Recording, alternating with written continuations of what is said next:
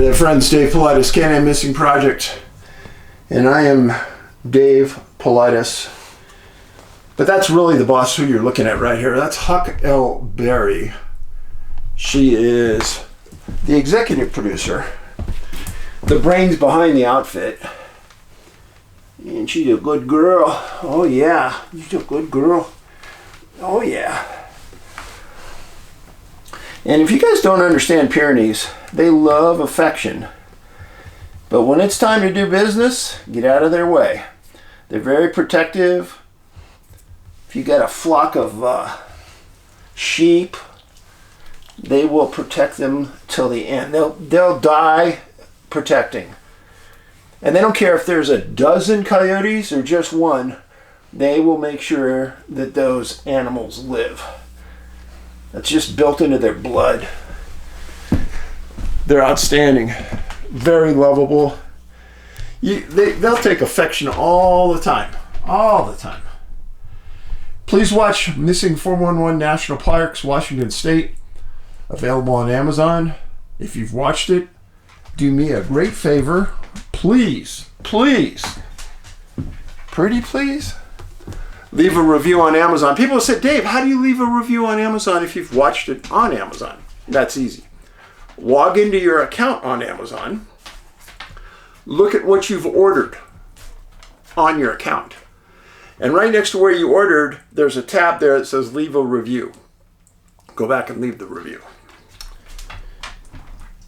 Some things just to talk about are our new website, missing411.com, DVDs, Blu-rays, all my books.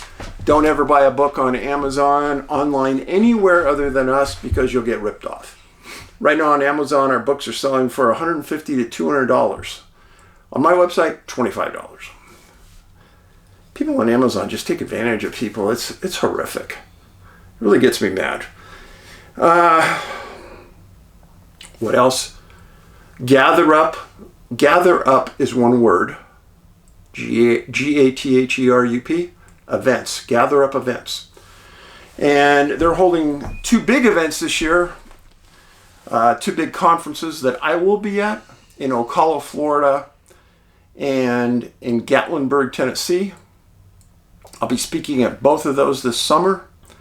And if you like cruises, on that Gather Up Events website, gatherupevents.com, you can look into the Missing 411 cruise to Alaska. Oh yes, and we're going to have some stellar speakers, outstanding speakers.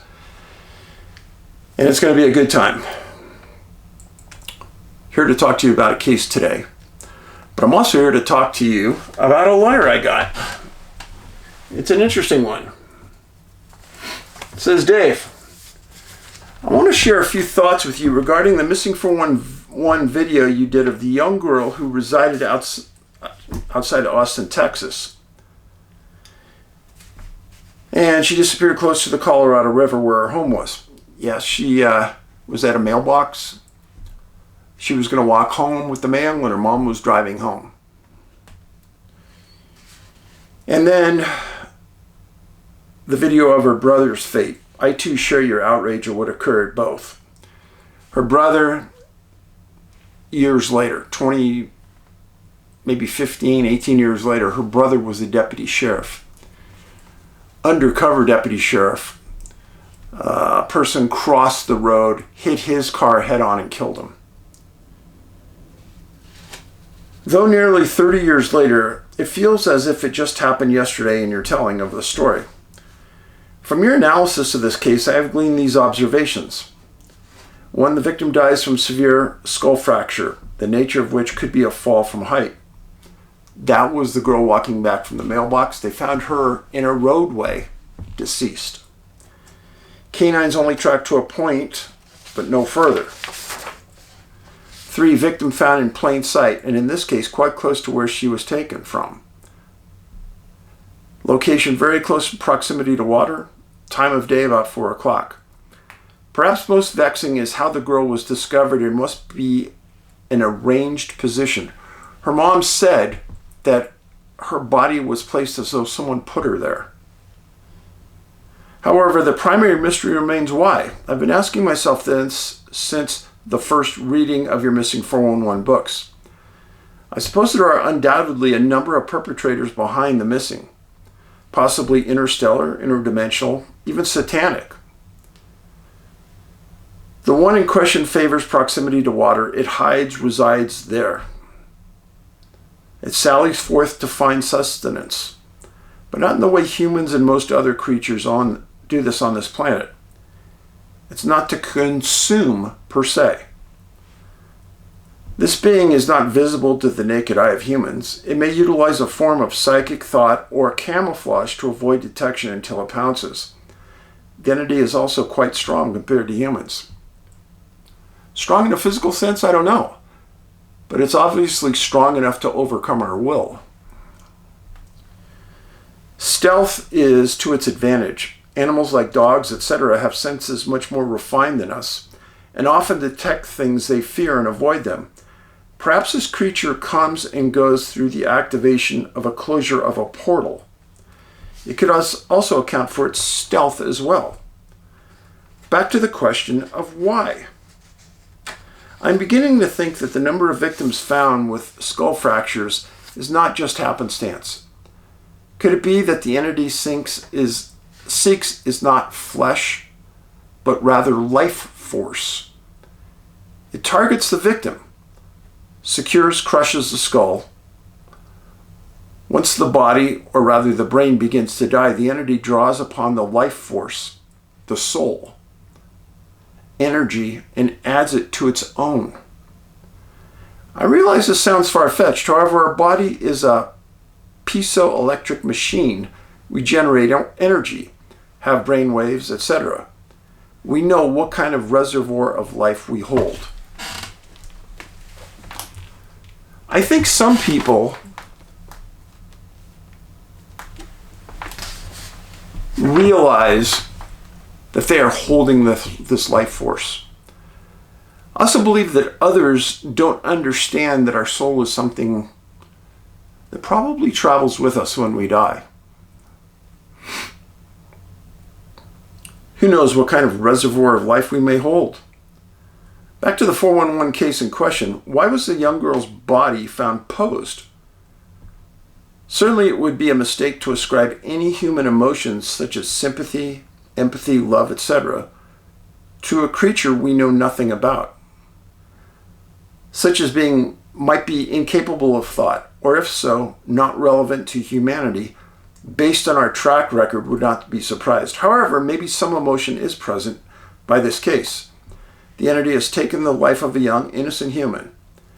If her life force was now incorporated into its being, whom say that it can't now be possessed? On some level, the predator just might be experienced some remorse, and so arranged the girl's body, hair, etc., facing the pavement, as it would have been in life as she had been standing up. A small honorarium for her unwilling sacrifice. I viewed similar rituals from certain hunters, Native Americans, etc., who take time to honor the sacrifice of an animal they have slain in order that they can survive. This is what people don't know. Many Native Americans and many hunters I know sit there and pray after they kill an animal for sustenance. They're going to eat it. And they thank God or their entity or their spiritual well-being for giving them this. And they also pray for the animal that just died.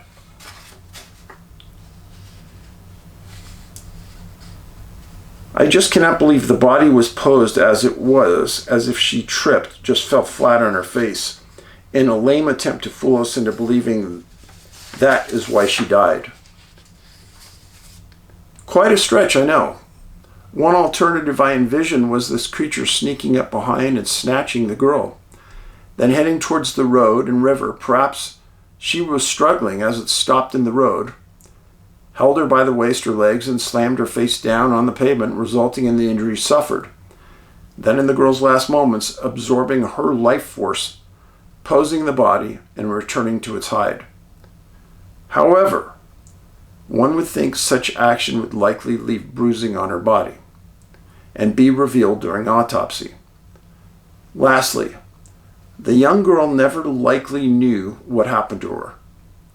One would think she might have been able to at least let out a scream, which by the statement of residents on the fateful afternoon was particularly quiet, but apparently was prevented from doing so. Regards.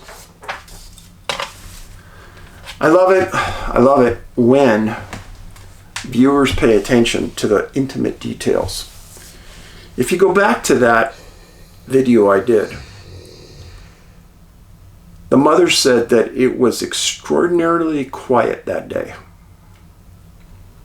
I've told you before that this absence of sound, it's like a vacuum of sound, happens before something else happens. That something else being this girl. I think that, and I've been with people that are way outside my pay grade, way smarter than I am. And those people say, well, we as humans try to put a different entity's thought pattern into ours. And the reality of it is, their life pattern, their belief system, and their rationale for what they do may be so far outside the bounds of what we understand that we could never comprehend it. And that really makes it perplexing.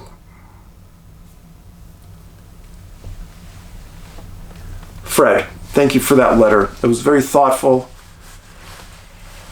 And when that girl's brother, when I read about him dying in very close proximity to where she died, I just thought of the parents and I thought, my gosh, that would just rip the heart out of me if I was the parent.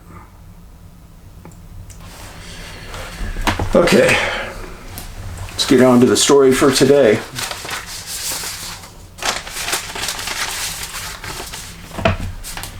The story involves a young man named Jesse Ross, 19 years old. Missing November 21st, 2006. He had a birth date of February 18th, 1987. His parents are Don and Donna, and he had a brother named Andy. Parents lived in Belton, Missouri. That's where he was from.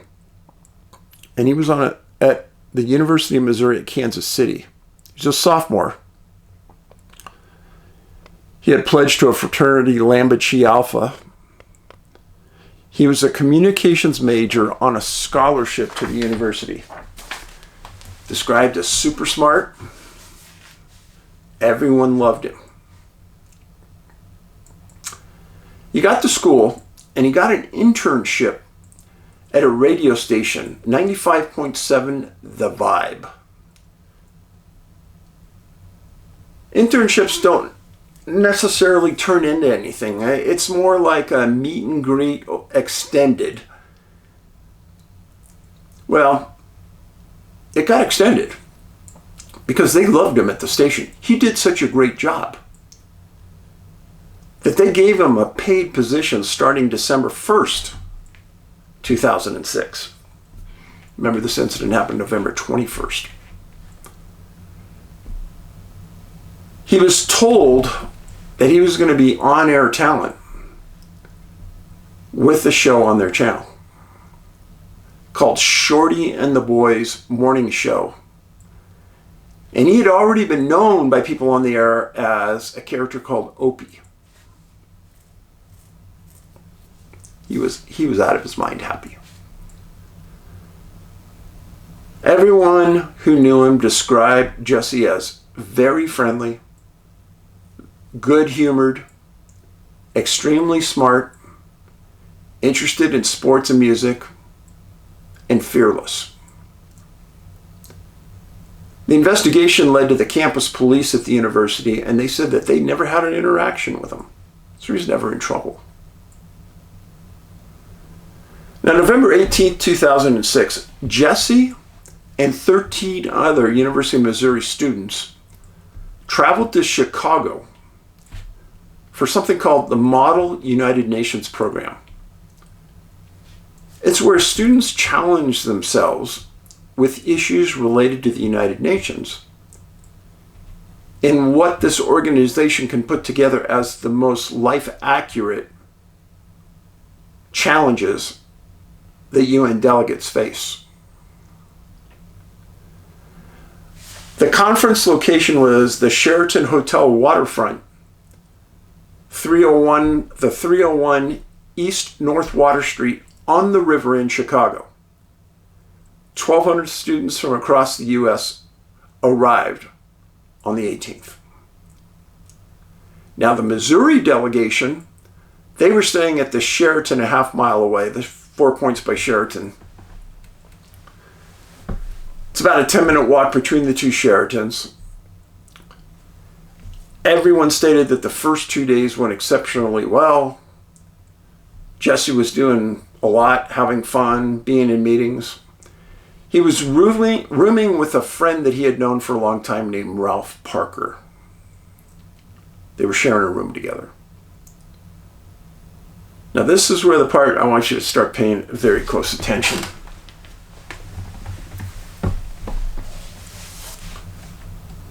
On November 21st, that night, from 10 p.m. to 1 a.m., the conference sponsored a dance. And Jesse went to it at the host hotel. And there was also a room that certain people got invited to at the hotel that sponsored a party with alcohol being served. Now, the United Nations event and the organization that sponsored the conference made a point of saying they never serve alcohol at any of their events. But kids will be kids, and this one room was serving alcohol. Jesse stopped by and had a drink. Now, sometime between 1:30 and 2 a.m., the organization that sponsored this event called an emergency security council meeting in the hotel meeting room. And Ralph and Jesse responded and attended. Now remember, these events were to mimic real life issues and replicate meeting scenarios that UN delegates would play through in an average session. So having one early in the morning wasn't wrong. It would happen. It does happen. So sometime after 2 a.m., Ralph saw Jesse leave the room. And Ralph Parker said that he thought at that point Jesse was going to go back to their room and call it a night. There was no discussion, he said, between them. He just kind of got up and left.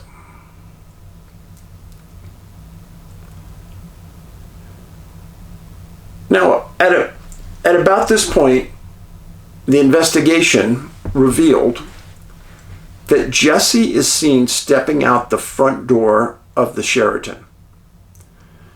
Now, this area of Chicago is absolutely covered with closed-circuit TV. You can't move on a street or in front of a hotel without being captured by something somewhere. Well, he's captured stepping out the front of the hotel, looking around briefly, and then stepping back in. People who reviewed the footage said he didn't seem unsteady on his feet. He didn't appear intoxicated at all. Now, much later that night, Parker came back to their hotel room, and he stated that it was so early in the morning he didn't want to wake up Jesse. And there was a lot of stuff on Jesse's bed, and he thought that Jesse was just sleeping under it, and he didn't turn on the light, and he didn't wake him up. He just went to bed. So as somebody who's done this exact same thing, that all makes sense to me. I could understand that. Now, the following morning, Parker wakes up and he looks over at Jesse's bed. And he realizes that it was never slept in. Stuff is still on top. Nothing's disheveled. And he told investigators later on that he thought that Jesse must have slept in another room that night. Didn't think much of it. Now, that delegation from Missouri was leaving later that day. So Parker, being a good friend, packed up all of Jesse's stuff and went back to the conference because they had to be out of that hotel later in the morning.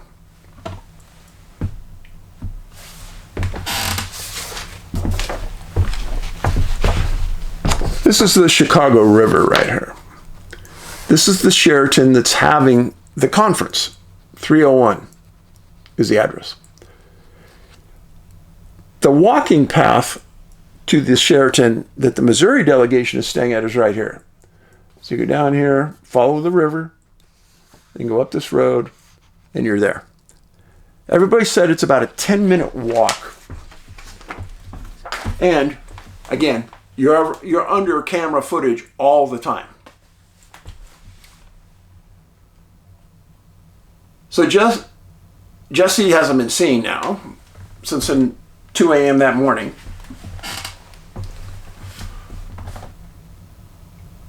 His friend, Ralph, is back at the conference. He's kind of looking for Jesse. He's not in meetings. So Parker goes to the chaperone, Derek Moorhead. Now, in 2006, when this event happened, Derek Moorhead was a first-year political science professor at the university and was the student chaperone that got them to go to this event.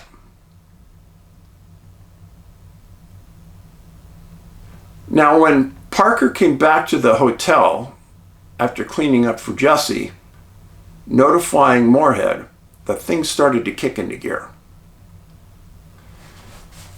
Both hotels were searched, phone calls were made. Every avenue was exhausted.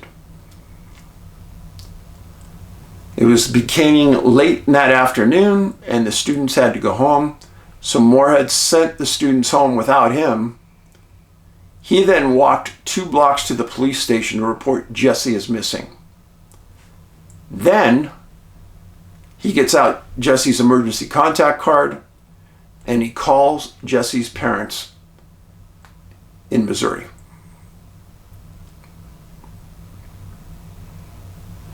Parents later said that they couldn't believe it. They got the call, but, well, there must be some mistake. He must be there somewhere. No.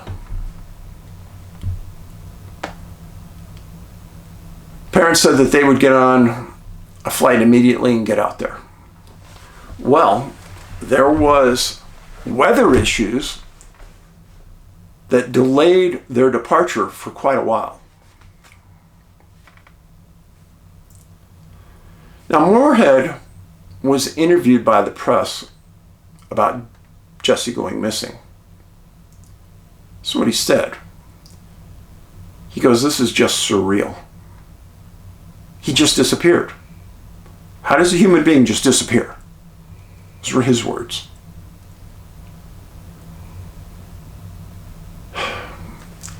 Before the students left, both hotels were searched. All the rooms they occupied were searched. Now, Chicago PD has a long history of dealing with odd disappearances. And I've documented some in Missing 411: A Sobering Coincidence. What does Chicago have? Chicago has the river that flows through the middle of it. And on one side, it's got a Great Lake. And you know what we talk about Great Lakes. Yes. Well, so Chicago PD takes the case And right away, they send their Marine unit out onto the river using special side scan sonar looking for Jesse, because they found a lot of college students' bodies in the river in the past.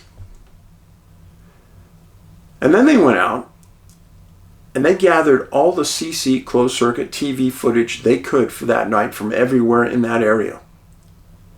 That's how they developed him stepping outside the hotel, looking around, going back in. Then they watched all that footage of that front door until the following morning. He never came out. Remember that. Now, the timing of this disappearance was awful.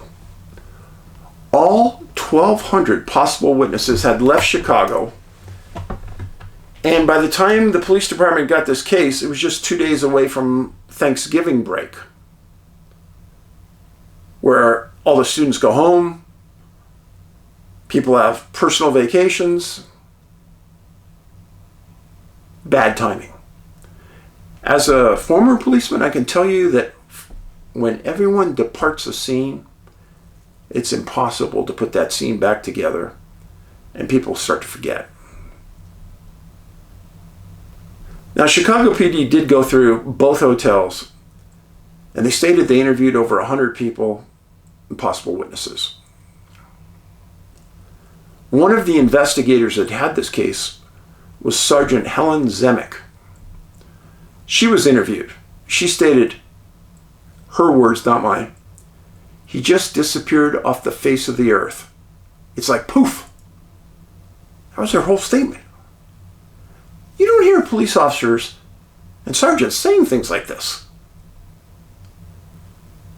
Now, Don and Donna, Jesse's parents, went to Chicago. They couldn't believe that nothing was found. In the aftermath of this, they hired a private investigator that tried to be interviewed by the press, and he refused to say anything about the details that he found publicly.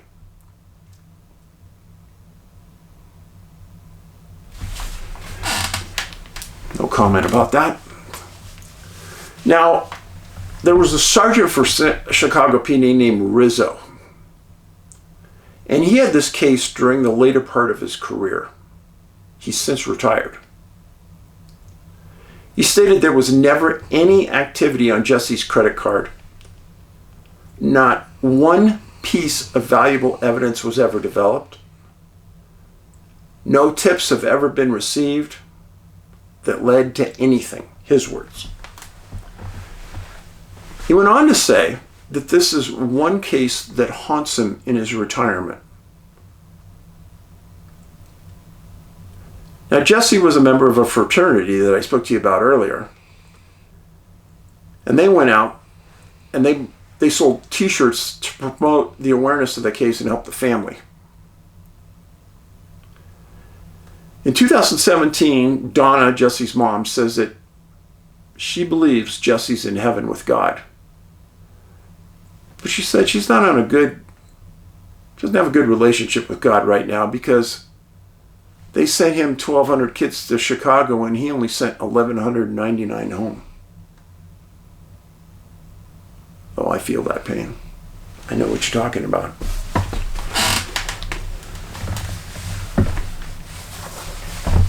Now, Jesse had been to Chicago before, weirdly. And when he was there, he went out at night to take pictures with his camera of the sights. And he got mugged. They stole the camera.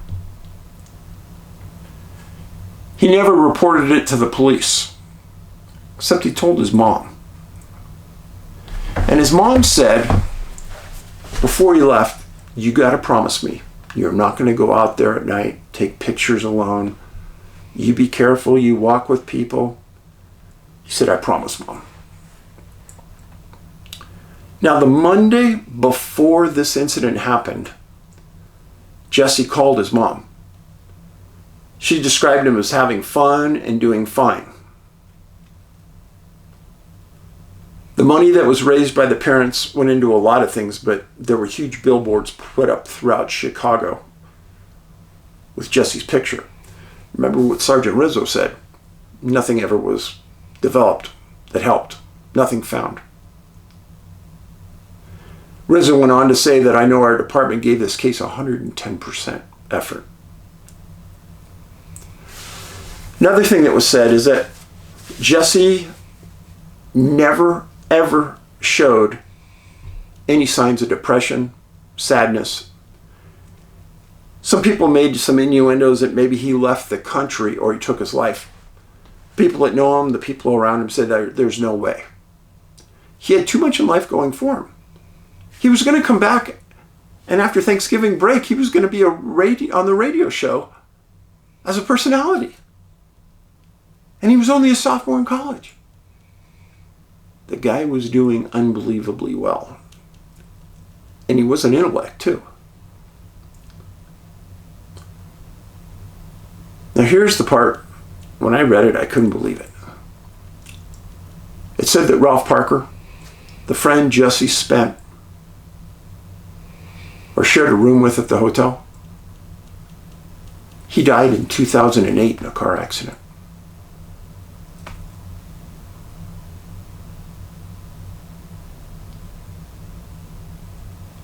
So to think, both young men that were in that room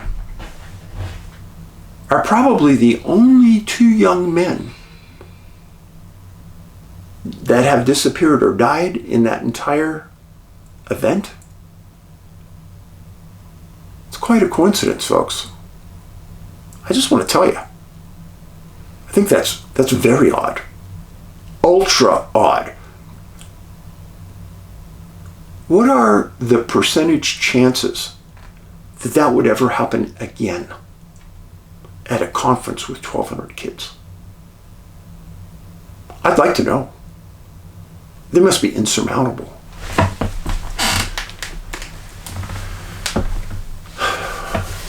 Again, I've talked to you about this before. Jesse was a great kid.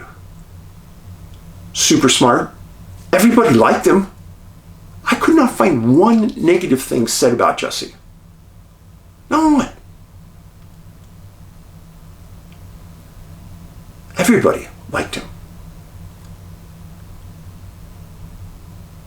So I don't do videos looking for the disappearances of good people only. I don't care who you are. I'll put it up there. But why is it always this type of profile? The question I asked myself 100 times before I did this video was, where's Jesse? So the obvious answer is, he's in the hotel. Somewhere in that hotel. Now, before you say, well, Dave, you're crazy. Well, I could be crazy. Or Dave, you're crazy. But there have been instances where people have disappeared and they have been found in areas and buildings that you would never believe they were in. Knowing what I know, if I would have been the supervisor on that case, I would have gone to Jesse's room at that Sheraton, picked up his scent, brought it back to the other Sheraton, and had a canine go through that hotel. I would have. And then, 6 months later, I would have brought a cadaver dog into that hotel. Option number 2, since so many college kids disappear in Chicago and are found in some way in the river, I probably would have side scanned that river for another week. Oh, I know Chicago did it, but who knows if the body was there when they did it. And the entire time I did this case, I was doing the research, it was painful to read about the parents. Oh, this dramatically changed their life. I'm sure they wouldn't say it destroyed their life, but probably did.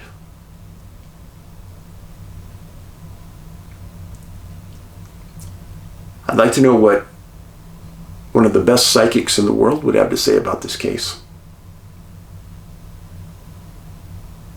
a remote viewer? So many people write to me and go, Dave, why don't you have a remote viewer work a case? I told you before, I've worked with the best remote viewers, I should say. I've worked with the most publicized remote viewers in the world. They haven't found anybody ever. Nope. So, kindness. Kindness is key. Let's just pretend you happen to be in a supermarket in Belton, Missouri. You didn't even know about this case. And you look next to you and here's a lady looking really sad. And you said some nice things to her and just lifted her spirits. What happened if that lady was Donna, Jesse's mom? And you lifted her spirits without even knowing who she was. And this is why I say that kindness is important, because you really never know who is around you. Kindness is key. Costs nothing. I do appreciate you being here. Please make sure you're subscribed to the channel. I've had dozens of people tell me in the last week they were forcibly unsubscribed from this channel, which is why viewership in the channel has plummeted 50% in 2 weeks. Yeah, it's true. Unbelievable. It's only happened one other time, and then it rebounded again in about 3 months. But in that 3-week to 4-week period, it was horrible. And then people found their way back. Remember, always check the #1 pinned comment in the video, because in there I will give you links that are important. Thank you. Thank you. Be safe. Be kind. Paulides out.